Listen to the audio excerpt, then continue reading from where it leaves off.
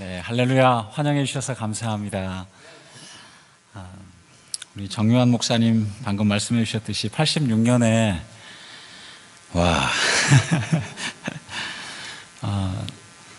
지금 저희 둘의 큰 아이가 이제 역시 같은 나이인데요. 광명이 여기 어디 있나요? 네, 제 큰 아이는 예현이 딸인데요. 지금 대학교 2학년인데 저희가 대학교 1학년 때 만났으니까 저 아이들 만날 때 만났구나 이런 생각도 들었습니다. 제 아내를 만나기 이전에 먼저 만났던 사람이라 제 아내도 또 우리 목사님의 사모님도 같은 다 4명의 학교 출신이라서 참 오랜 세월 같이 도서관에서 책 꽂는 그런 일도 했었고 또 청소하는 일도 유학생활에 같이 했었고 참 성실하고 변함없는 친구를 주신 하나님께 참 생각할 때마다 감사를 드리고요.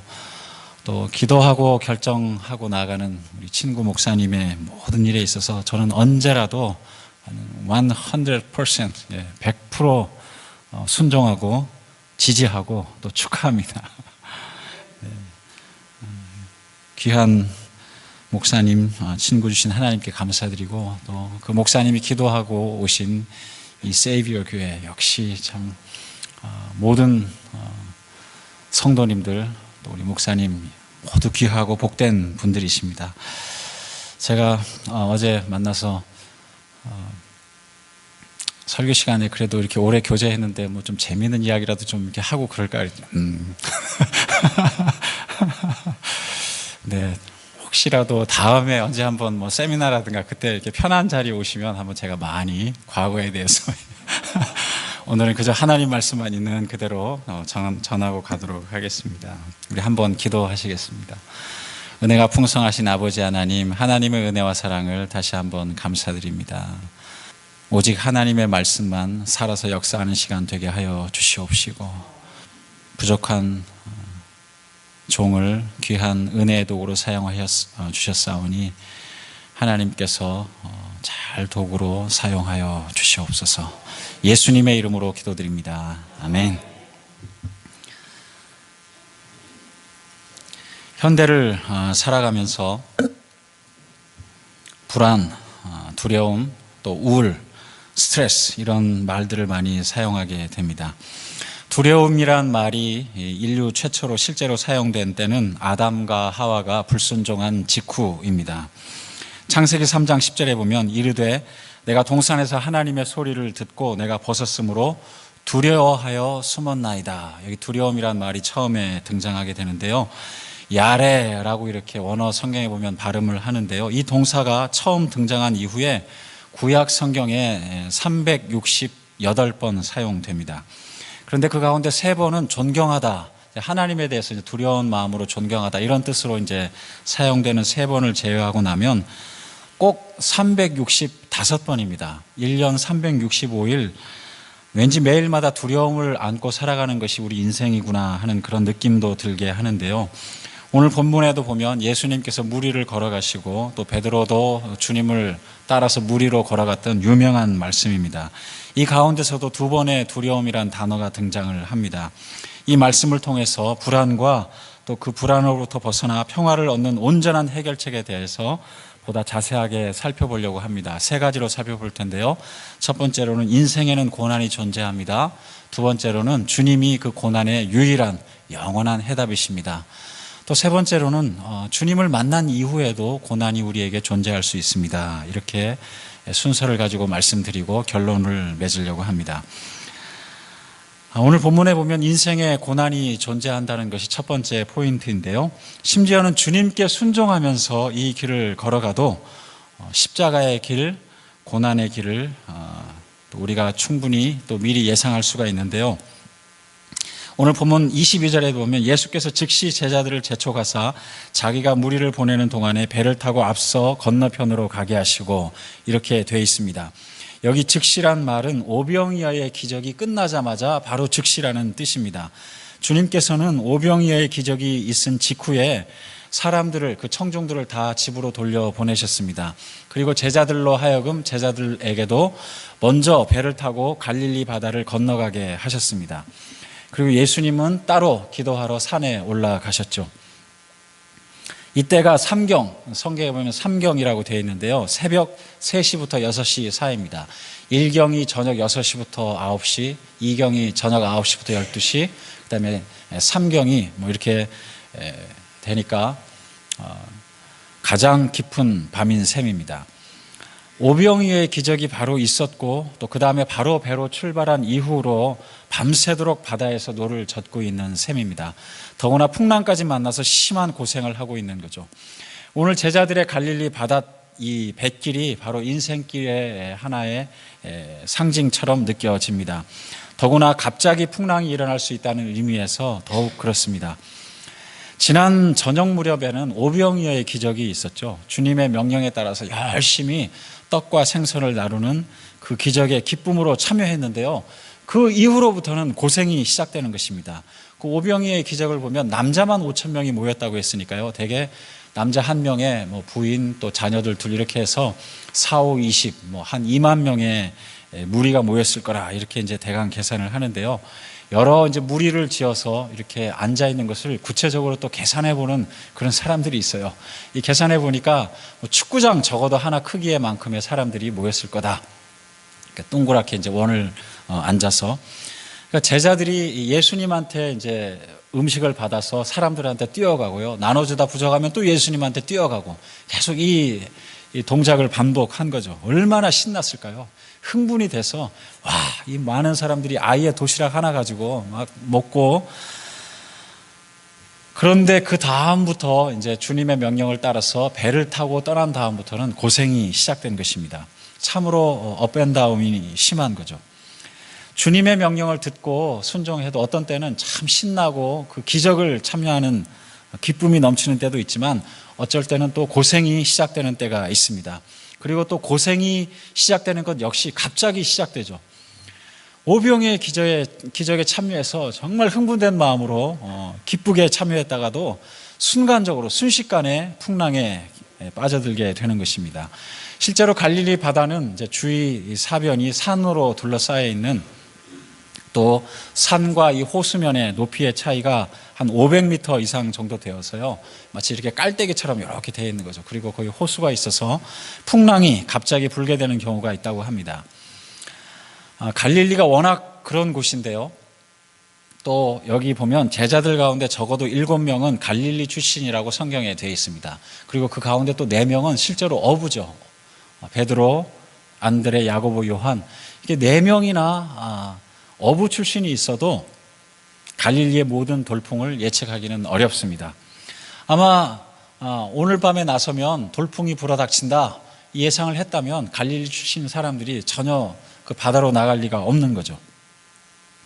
또 어떤 경우에는 인생의 이 시기에는 어떤 때에는 이런저런 종류의 어려움이 통계적으로 있더라, 이런 이제 또 그런 시기에는 이런 일들을 대비해야 된다. 뭐 예를 들면 뭐 청소년기의 사춘기라든가 또 중년의 갱년기라든가, 우리가 알고는 있지만 모든 것이 다 처음 걸어가는 길이기 때문에 또 낯설고 불안이 생길 수가 있습니다.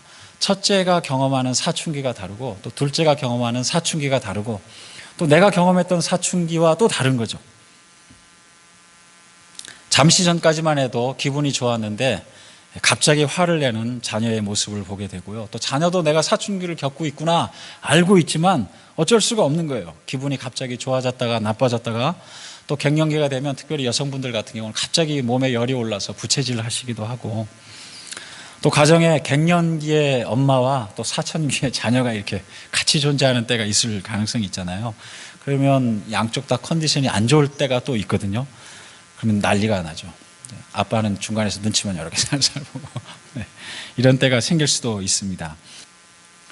불과 며칠 전에도 저희 가정사역원에 한 섬기는 집사님 한 분이 이제 그날 저녁에 교회 모임이 있어가지고 이제 직장 끝나고 하이웨이를 달려서 쭉 오는 가운데 갑자기 뒤에 차가 이렇게 오더니 막 손짓을 하더래요. 차 옆으로 대라고. 그래서 왜 그러냐 그랬더니 이 차 밑바닥에서 이제 불이 보인다는 거예요.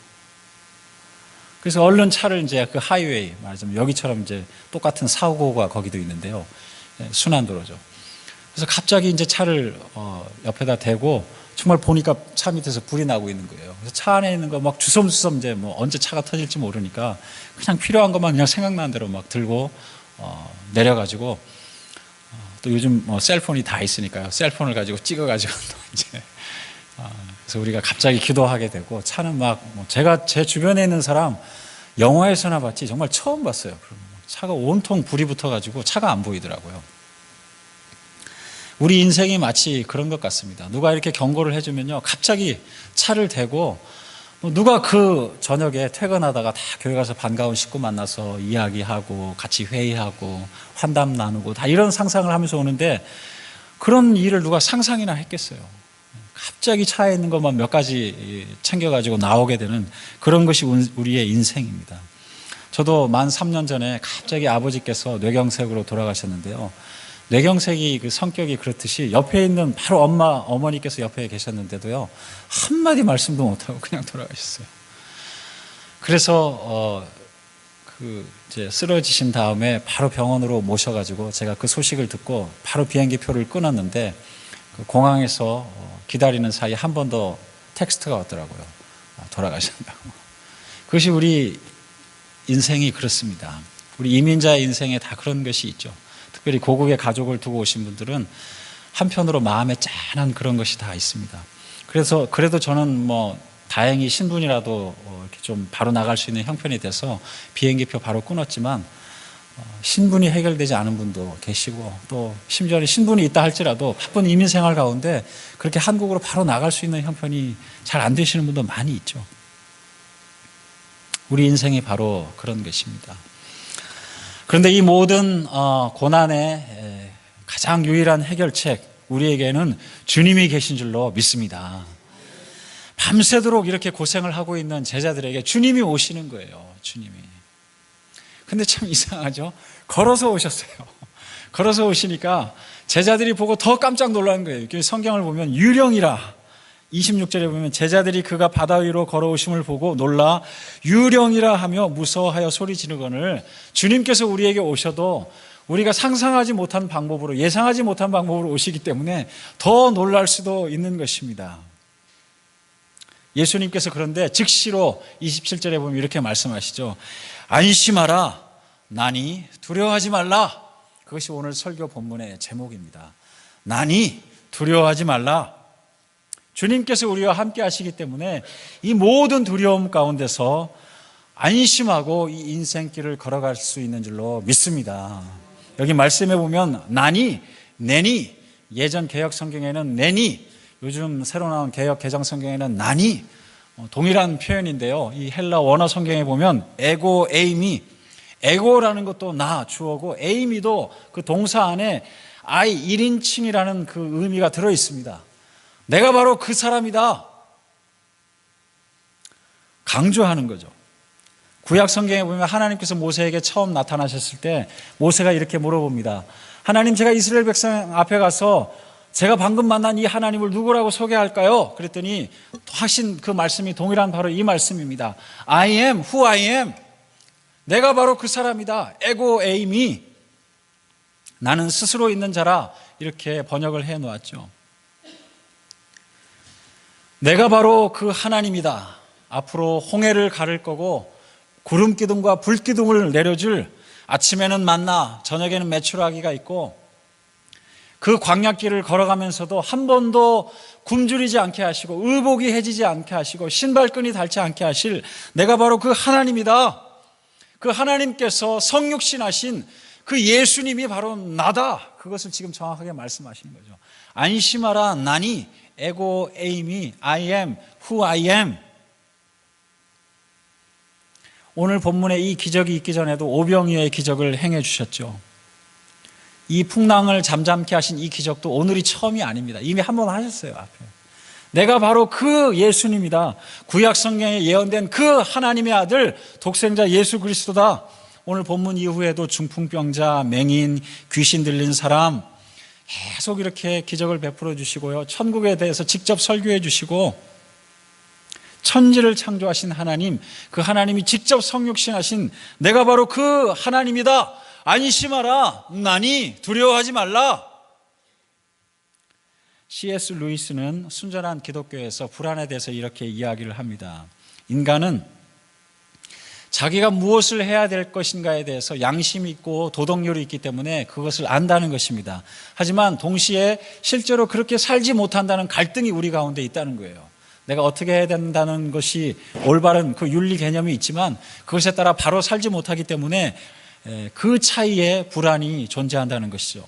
이것을 해결하는 세속적인 방법은 이 도덕, 양심, 윤리의식을 교묘하게 이제 비틀어서 내가 잘못한 행동에 대해서 합리화시키고 또 다른 사람에게 핑계를 대고 비난을 하면서 이것을 이제 교묘하게 자꾸 넘어간다는 거죠. 이렇게 하다 보면 내 양심이 망가져가는 거예요.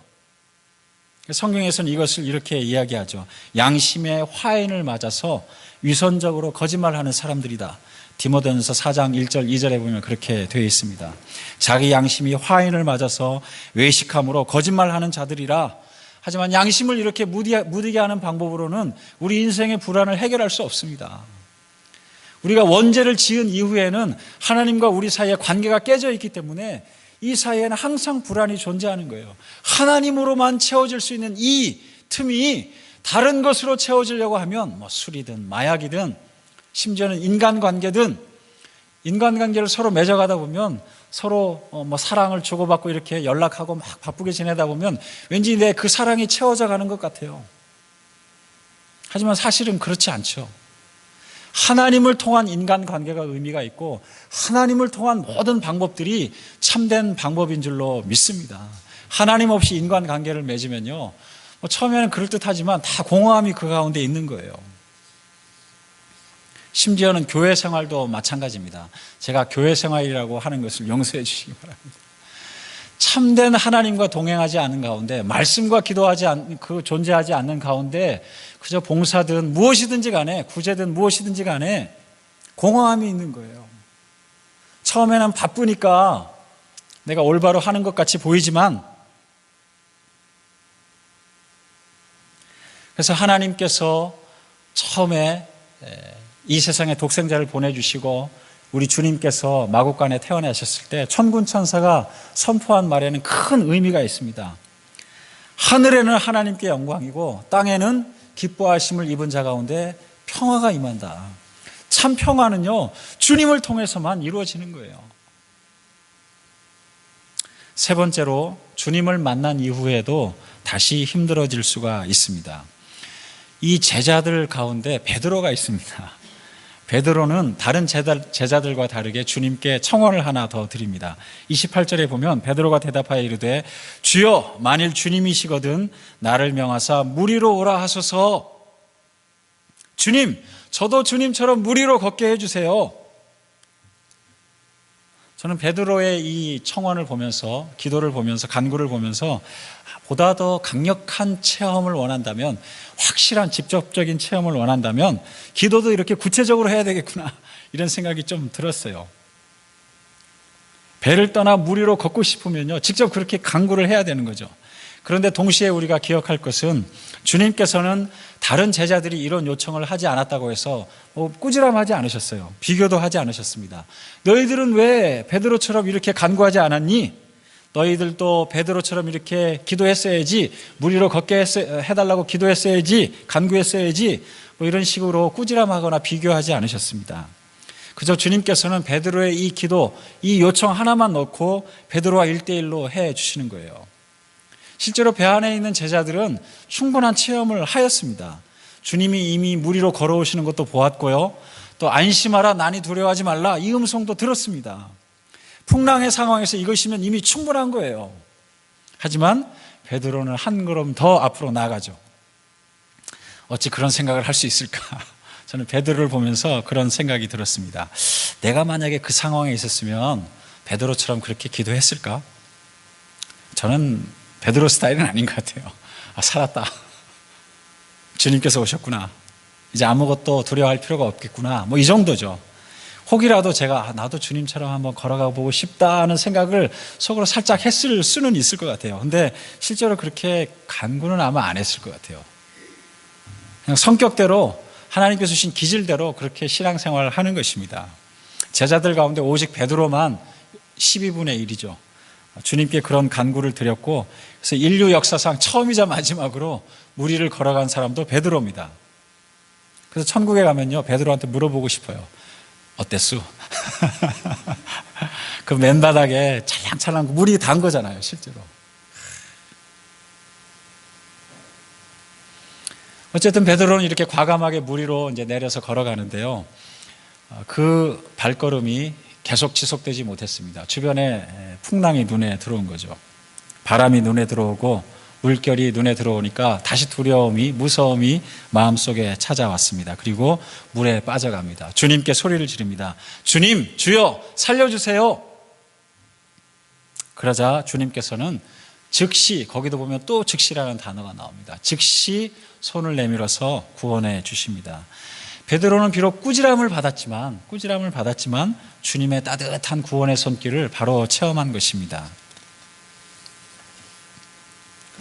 중요한 것은요, 이런 기도를 했든 저런 기도를 했든 그것이 문제가 아니라, 기질의 성격의 문제가 아니라, 어느 상황이든 어떤 스타일로 기도를 하든 주님께서 항상 우리와 함께 하신다는 사실입니다. 주님께서는요, 우리에게 은혜 베풀어 주시길 원하시고요, 평강 베풀어 주시길 원하십니다. 구약에서부터 이미 약속되어 있죠. 민수기 6장 24절 26절, 목사님들께서 가끔 축도로 많이 사용하시는 본문인데요. 여호와는 내게 복을 주시고 너를 지키시기를 원하며, 여호와는 그의 얼굴을 내게 비추사 은혜 베푸시기를 원하며, 여호와는 그 얼굴을 내게로 향하여 드사 평강 주시기를 원하노라. 이것이 하나님의 마음이십니다. 그리고 언제나 우리와 함께 하시면서요, 즉시로 손을 잡아서 우리에게 평화를 가져다 주시는 거예요. 이제 오늘 말씀을 맺겠습니다. 본문에 보면 두 번에 걸쳐서 두려워하는 장면이 나옵니다. 하나는 제자들이 누군가가 바다 위로 걸어서 자신들에게 올 때 있었고요. 다른 하나는 베드로가 물 위로 걸어가다가 바람을 보았을 때입니다. 그리고 주님께서는 동일하게 그 두 번 모두 찾아오셔서 즉시로 구원해 주셨습니다. 인생길을 걸어가다 보면 언제든지 어려움이 찾아올 수 있습니다. 심지어는 주님의 명령을 그대로 따라서 배를 출발시켰음에도 예상하지 못한 어려움으로 고난을 당할 수 있습니다. 갈릴리에서 자라온 어부들이라 할지라도 풍랑을 경험할 수 있습니다. 또 심지어는 주님께서 눈앞에 계시고 주님께서 허락을 하셔서 물 위로 걸어가지만 그럼에도 불구하고 우리 가운데 두려움이 생길 수 있습니다. 바로 직전에 주님의 음성을 직접 들었죠. 그래, come, 오라. 주님께서는 길게 대답 안 하실 때가 많잖아요. 긴 말씀이 필요 없는 분이니까요. 그 확실한 말씀을 듣고 순종해도 어려움이 닥칠 수가 있습니다. 우리 교회도 그렇고 우리 개인의 인생길도 그렇고 또 기도로 응답을 받고 걸어가도 그렇습니다. 하지만 이 모든 상황 가운데 안심할 수 있는 근거는 바로 주님께서 함께 하시기 때문에 그렇습니다. Savior. 주님께서 함께 하시는 거죠. 우리가 언제라도 손을 내밀면 주님 살려주세요. 우리가 할 일은 그것만 하면 됩니다. 그러면 언제든지 주님께서 손을 내밀어서 잡아주십니다. 마지막으로 간증하고 말씀을 마치도록 하겠습니다. 아까 제 아버지께서 갑자기 돌아가셨다는 말씀을 제가 드렸는데요. 제 아버지는 시각장애인이셨습니다. 고등학교 1학년 때 중도에 이제 시각 실명을 하셨죠. 가정에서 참 촉망받는 맏아들로 있었는데 공부도 참 잘하셨어요. 그런데 갑자기 시각을 잃어서 인생이 완전히 다 바뀌신 분입니다. 그러다가 하나님을 보다 더 깊이 체험하시고 소명을 받고 신학교에 가셨어요. 그래서 이제 저의 완전 선배님이시죠. 큰 선배님이십니다. 성남에, 경기도 성남시에 시각장애인들이 모여 산다는 소식을 들으시고요. 그 전에 일반 교회 한 3년 정도 목회하시다가 그냥 그 소식 들으시고 뭐 교회가 있는 것도 아닌데 그냥 거기 가셨어요. 가셔가지고 천막부터 치고 교회를 개척을 하셨습니다. 그래서 40년 7개월을 목회하시고 갑자기 이제 돌아가셨죠. 제가 아까 말씀드린 대로 이제 부랴부랴 비행기표를 끊어서 영정 사진이라죠. 빈소에 가서 손님들이 다 어느 정도 돌아가신 다음에 새벽 2시, 3시 돼가지고 이렇게 영정 사진 앞에 앉아 있는데 참 인생이 이것이 무엇인가 이런 생각이 들더라고요. 주님의 정말 사자로서 종으로서 걸어갔는데 아니 무슨 인생이 이런가 이런 생각도 들고 부인하고 뭐 아이들하고 한번 악수도 못하고 그냥 헤어진 거잖아요. 아내 얼굴도 본 적도 없고 이제 눈이 어두우신 다음에 결혼했으니까. 그렇다고 그 교인들이 그 천막 치고 교회를 개척했을 때 와 우리 맹인 목사님 오셨다 시각장애인들이 그냥 처음부터 천막에 꽉 들어찬 것도 아니고 술로 또 세상을 원망하면서 살아가신 그분들 그냥 한 사람 한 사람 집에 찾아가셔가지고 5년이 걸리든 10년이 걸리든 한 사람 한 사람 전도하셔가지고 그냥 교회 정말 몇 명 되지 않는 그 교인들 성남시청에 찾아가지고 청와대에 찾아가고 부르지도 않는데 찾아가가지고 도와달라 그러고 온 교회들 다 다니면서 뭐 당신은 요즘처럼 이메일이 있는 것도 아니고 전화가 있는 것도 아니고 그냥 직접 찾아가가지고 다 그렇게 구호품을 받아서 교인들한테 나누시고 뭐 그렇게 평생 살아가신 거죠.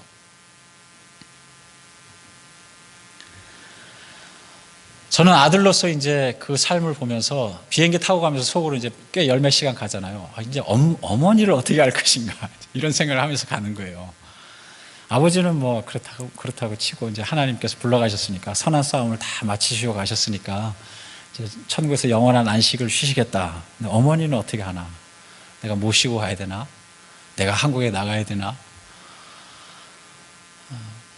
뭐 교회에서 이제 세습 뭐 이런 이야기 많이 하는데요. 뭐 어느 정도 교회 큰 사이즈가 되니까 뭐 세습 이런 이야기 하는 거지. 저희 같이 시각장애인 교회는요, 뭐 세습 이런 얘기 할 것도 없어요. 가면 오히려 제가 하나님께서 참 이런 그 귀한 기회를 주신 제가 하나님께 영광 돌리면서 가야 되는 것이고, 뭐 어릴 때부터 제 어머니도 그러셨고 우리 가족들 모두 다 그냥 거기 그냥 붙어서 같이 설거지하고 청소하고 뭐 그 교회거든요. 가족같이. 어머니를 어떻게 할 것인가. 미국에 모시고 오면 우리가 다 아는 대로 미국에 오시면 뭐 그 순간부터 집에만 계셔야 되잖아요. 어떻게 할 것인가. 연세도 많이 되셨는데 이런저런 생각하면서 갔는데 이미 보니까 다 해결이 돼 있더라고요. 제가 그래서 이제 그 다음날 아침에 좀 어느 정도 된 다음에 어머니 어떻게 할까 이제 이런 이제 얘기를 조심스럽게 꺼내야 되나 막 이렇게 하고 있는데 이미 이제 그 첫날에 그 시각장애인 분들이 쭉 거기 이제 왔다 가신 거예요. 그 빈소에 왔다 가시면서 막 우시면서 아니 세상에 이런 목자가 어디 있냐고 양떼들 놔두고 먼저 천국에 가는 목자가 어디 있냐고 그 앞에서 막 떼를 쓰면서 이제 막 울다가 갑자기 그 중에 어떤 교인 한 분이 아니 우리한테 사모님이 계시지 않냐고 이제 우리가 이제 다 천국 갈 날 얼마 안 남았는데 다 이제 연세 드시고 뭐 40년을 목회하셨으니까 이제 우리가 언제 젊은 목사님 새로 얼굴도 모르는 목사님 모셔가지고 이제 언제 그러겠냐고 이제 사모님하고 우리 계속 하자고 마침 제 어머니께서 뭐 그러시려고 예상하고 그러신 건 아닌데 제가 초등학교 때 신학 공부를 뒤늦게 하셨어요. 그래서 이제 전도사님으로서 같이 아버지하고 같이 신방도 하시고 설교도 하시고 뭐 수요일에는 이렇게 이제 해오셨으니까 아예 그냥 어머니하고 그냥 끝까지 우리 남은 인생 이렇게 합시다. 주님께서 그걸 다 해결해 놓으신 거예요. 저는 그것도 모르고 비행기 타고 오면서 주님 어떻게 해야 되죠? 주님께서 우리와 함께 하시니까 이미 모든 것이 다 해결되어 있는 거죠. 문제는 우리가 주님께 손을 내밀지 않기 때문에 그런 것 같습니다. 주님 살려주세요. 한번 우리 이 시간에 다 같이 기도하시는 시간 가지면 좋겠습니다.